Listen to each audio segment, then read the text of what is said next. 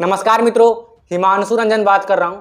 तो अभी हाल ही में कश्मीर के पहलगाम में जो घटना हुई है उसे लेकर काफ़ी चर्चा चल रही है। पूरी न्यूज़ चैनल इसी के बारे में बात कर रहे हैं। बहुत सारे सोशल मीडिया इन्फ्लुएंसर या जो यूट्यूब पर वीडियोस बनाते हैं मेरी तरह, वो भी इन्हीं के बारे में बात कर रहे हैं। किसी का कुछ कहना है तो किसी का कुछ कहना है। अब देखिए, ये बात तो सबके सामने आ ही गई है कि धर्म पूछ के मारा गया है कि धर्म हिंदू है, मार दिया गया है।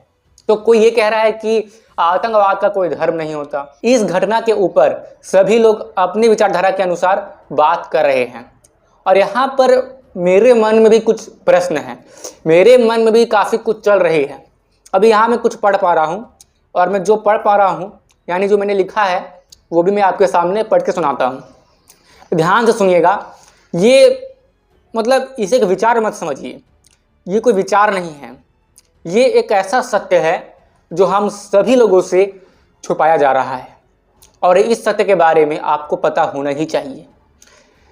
तो यहाँ पर मैं हिंदू शब्द का बार बार उपयोग करूँगा। हालांकि बहुत लोग हिंदू को एक रिलीजियन बोलते हैं कि हिंदू एक रिलीजियन है, लेकिन वास्तव में हिंदू धर्म क्या है? सनातन वैदिक धर्म। लेकिन आजकल लोगों ने हिंदू को एक रिलीजियन का टैग लगा दिया है और बहुत से लोग जानते नहीं हैं कि वास्तव में रिलीजियन और धर्म अलग अलग हैं। अब ये दोनों क्या होता है? रिलीजन का मतलब क्या होता है, धर्म का मतलब क्या होता है, और ये दोनों आपस में एक दूसरे से कैसे अलग है? यदि आपको इसके बारे में डिटेल में जानना है तो इस पे मैंने पहले से वीडियो बना दिया है। कृपया करके आप इस वीडियो के खत्म होने के बाद देख लीजिएगा। यहाँ पर मैं हिंदू शब्द का उच्चारण इसलिए बार बार करूँगा क्योंकि लोगों को लगता है कि धर्म मतलब हिंदू, ठीक है, तो इसलिए मुझे करना पड़ रहा है। लेकिन वास्तव में धर्म क्या होता है मैंने बता दिया है, आप देख लीजिएगा। तो यहाँ पर मैं सोचता हूँ कि भारत में सेकुलरिज्म एक तरफा क्यों है। अब देखिए, जो लोग सेक्युलर है ना, वही लोग इस तरह की बातें करते हैं कि आतंकवाद का कोई धर्म नहीं होता है।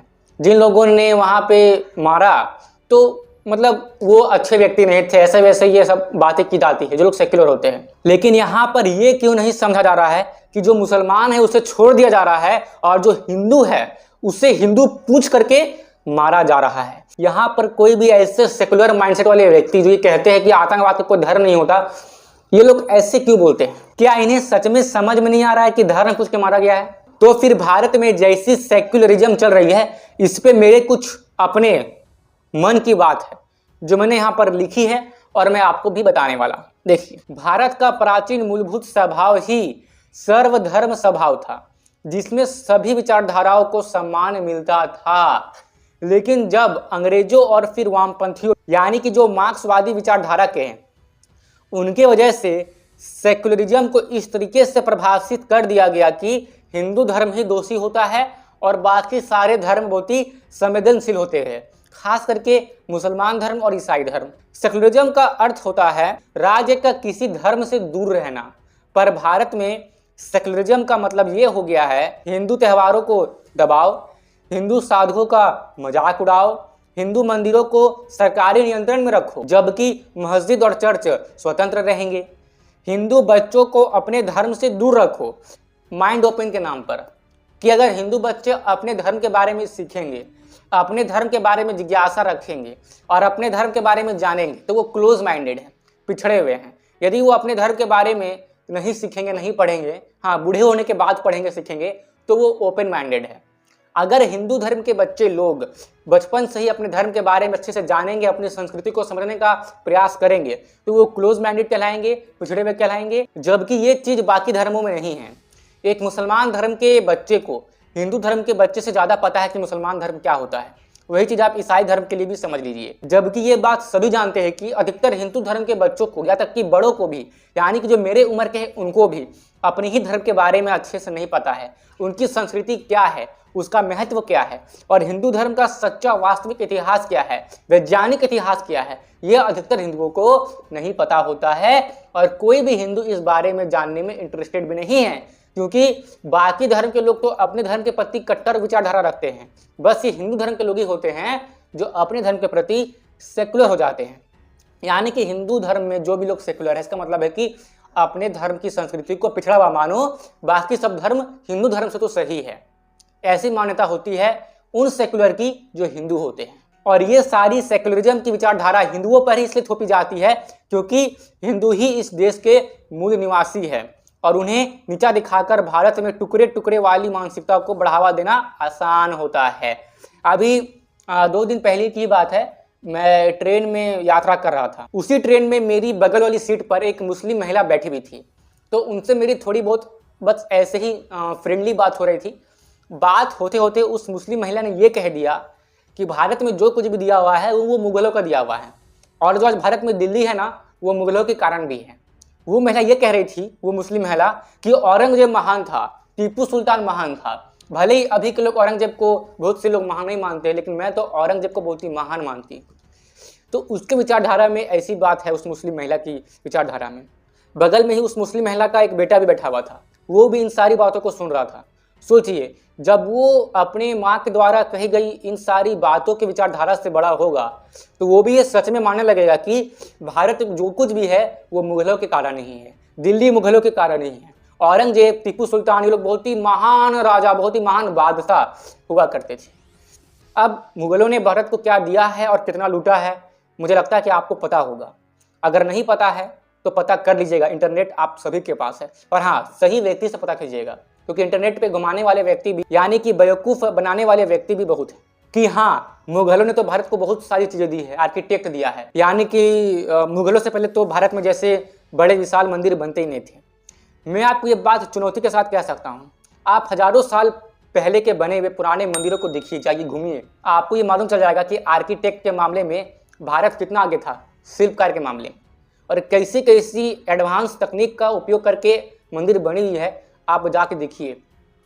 यदि आपको प्राचीन भारत की परंपरा को समझना है तो थोड़ा रिसर्च कर लीजिएगा, तब आपको समझ में आएगा कि भारत कितना महान देश हुआ करता था। अरे भारत विश्व गुरु था, भारत देश में लोग ना विदेशों से पढ़ने के लिए आते थे, ठीक है। ये सारी बातें उस महिला को पता नहीं थी, वो तो बस यही मान बैठी है कि भारत में जो कुछ भी है वो मुगलों के कारण है। खैर, तो ये सब के बारे में मेरी उनसे बात हो रही थी, तो फिर मैंने भी उससे कह दिया, यदि सब कुछ मुगलों ने किया है तो फिर मराठाओं ने क्या किया, मौर्यों ने क्या किया, गुप्ता ने क्या किया। इस बात पे उस महिला के पास कोई उत्तर नहीं था। उसके मुख पर, उसकी जुबान पर एक ही बात चल रही थी, टीपू सुल्तान महान था, औरंगजेब महान था, मुगल महान थे, सब कुछ मुगल ने किया है। अब ये सब बातें अगर उस महिला ने किसी वामपंथी विचारधारा के व्यक्ति के सामने कही होती ना, जो कि खुद हिंदू भी होता, तो वो उस बात को मानता, हाँ औरंगजेब महान था, टीपू सुल्तान महान था, दिल्ली आज मुगलों के कारण नहीं है। खैर, वहाँ पर मैं बैठा हुआ था, तो मैं कैसे मानता ये सारी झूठी बातों को। खैर, आइए आगे बढ़ते हैं। तो देखिए, वामपंथी विचारधारा ने, कि जिसे अंग्रेजी में लेफ्टिज्म भी कहते हैं, इसका मूल सिद्धांत ही यही है कि पहली तो ईश्वर का कोई अस्तित्व है ही नहीं, सभी परंपराएं गलत हैं, और ये वामपंथी लोग जिस देश में रहते हैं उस देश की जो वास्तविक संस्कृति है उसी के विरोध में बात करते हैं। ये बात आपने नोटिस की होगी। और वामपंथी के अनुसार इक्वलिटी यानी कि समानता कुछ ऐसी होती है कि जैसे आप मानिए कि जब मैच होता है क्रिकेट का, तो क्रिकेट में जो विकेट कीपिंग करता है, तो ये वामपंथी लोग उस विकेट कीपर को ये बोलेंगे कि ये विकेट कीपर ही विकेट कीपिंग क्यों कर रहा है, कोई बॉलर या कोई दूसरा बैट्समैन क्यों नहीं कर रहा है, फील्डर क्यों नहीं कर रहा है। जबकि इनको ये बात समझाना काफ़ी मुश्किल हो जाएगा कि विकेट कीपर इसलिए विकेट कीपिंग करता है क्योंकि उसे विकेट कीपिंग सबसे अच्छी आती है। लेकिन वामपंथी विचारधारा में ऐसा मान्यता है कि अगर विकेट कीपर विकेट कीपिंग कर रहा है तो कोई दूसरा बॉलर जिसे विकेट कीपिंग अच्छे से नहीं आती वो भी आके विकेट कीपिंग कर ले। ये जस्ट मैं आपको उदाहरण के लिए वामपंथी विचारधारा कैसी होती है ये समझाने के लिए बता रहा हूँ कि वामपंथी विचारधारा में मैंने कि एकदम ऐसा इक्वलिटी की बात की जाती है ना कि कहीं कहीं लगता है कि बेवकूफ़ी है। ये बात सत्य है कि कोई कचरा साफ करने वाला का व्यक्ति भी आईएएस ऑफिसर बन सकता है, लेकिन वामपंथी विचारधारा मतलब कुछ इसका एक अलग ही मैटर है। मैं आपको किसी और वीडियो में से डिटेल में समझा दूंगा, ठीक है। फिलहाल आप इतना ही समझिए कि उनकी मान्यता कुछ ऐसी होती है, जैसा मैंने आपको समझा दिया कि विकेट कीपर ही विकेट कीपिंग कर रहा है, जबकि बॉलर को आके करना चाहिए था। और जो बैट्समैन होता है, जब भी इनिंग की शुरुआत होती है तो पहले बैट्समैन बैटिंग करने के लिए आते हैं, ओपनिंग करने के लिए, तो पहले बॉलर क्यों नहीं आते हैं। ऐसी विचारधारा होती है वामपंथियों की। मुझे आशा है कि आप मेरी बात को समझ पा रहे होंगे। ज़रा सोचिए कि सेकुलरिज्म के नाम पर हिंदुओं को ही सिखाया जाता है बचपन से कि तुम्हारा धर्म तो अत्याचार से भरा है, तुम्हारी संस्कृति पिछड़ी हुई है, तो ऐसे लोग स्वाभाविक रूप से अपने धर्म से घृणा करने लगते हैं और वो वामपंथी बन जाते हैं, ऐसे हिंदू लोग।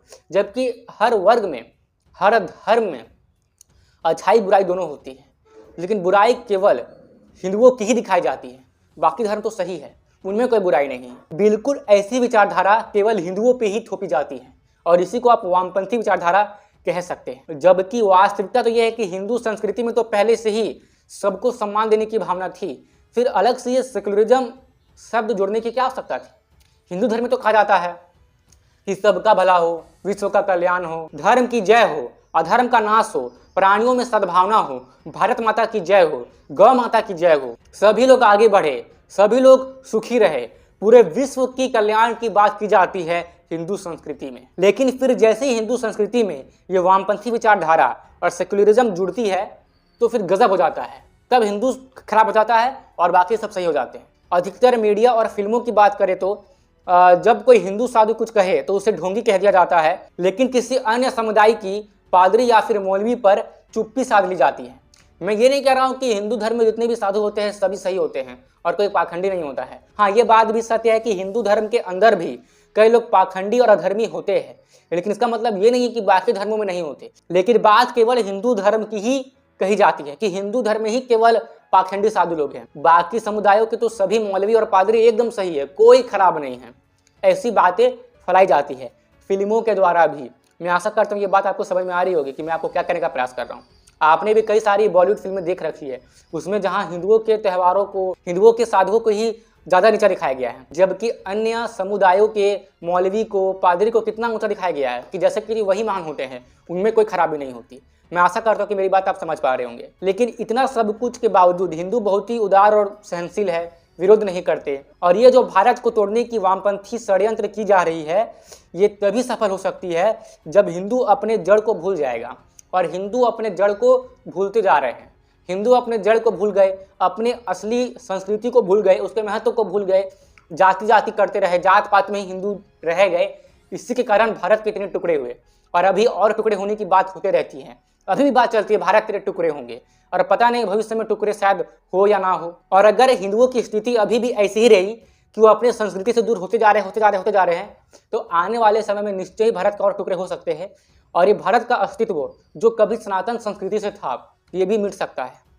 ये मैं आपको भविष्य की उस भयावह स्थिति के बारे में बता रहा हूँ जो कि घटित हो सकती है अगर हिंदू अब भी नहीं सुधरे, अब भी एक नहीं हुए, अब भी जात पात को ना भूले और अब भी ना सुधरे तो। और यहाँ पर एक सोचने वाली बात यह है कि ब्रिटिश काल में ही हिंदू मंदिरों को टैक्स कलेक्शन का साधन बना दिया गया था। आज़ादी के बाद भी कांग्रेस और वामपंथी नेताओं ने इस नीति को चालाकी से जारी रखा। सरकारें सोचती है कि मंदिरों से धन मिलेगा तो उसका उपयोग सामाजिक काम में होगा। अब मंदिरों से मिले गए धन का कितना ही सामाजिक उत्थान के लिए काम होता है, ये बात हम और आप सभी जानते हैं कि ये पैसे कहाँ का यूज होते हैं। लेकिन फिर यही टैक्स कलेक्शन मस्जिदों से और चर्चों से नहीं की जाती, यानी कि हिंदू मंदिर सरकार के नियंत्रण में रहे और सरकार उस हिंदू के मंदिरों से आए हुए पैसे से जैसा चाहे वैसा उसका उपयोग कर सकती है। लेकिन चर्च और मस्जिद में ऐसा करना अलाउड नहीं है। ये कहाँ की सेकुलरिज्म हुई, जरा आप मुझे इस बात को समझाइए। मतलब कि हिंदुओं को धीरे धीरे उनके मंदिरों से काटना, उनकी आस्था को कमजोर करना और ऊपर से मंदिरों का पैसा अपने वोट बैंक बनाने में इस्तेमाल करना, जैसे कि मंदिरों का पैसा मदरसे चलाने में या चर्चों में दान देना। ये कहाँ की सेकुलरिज्म है, मुझे ये बात समझ में नहीं आ रही है। तो फिर यही सब कुछ ऐसी बातें हैं जो मेरे मन में उठते रहती हैं और मैंने उन बातों को लिख लिया और आपके साथ साझा की।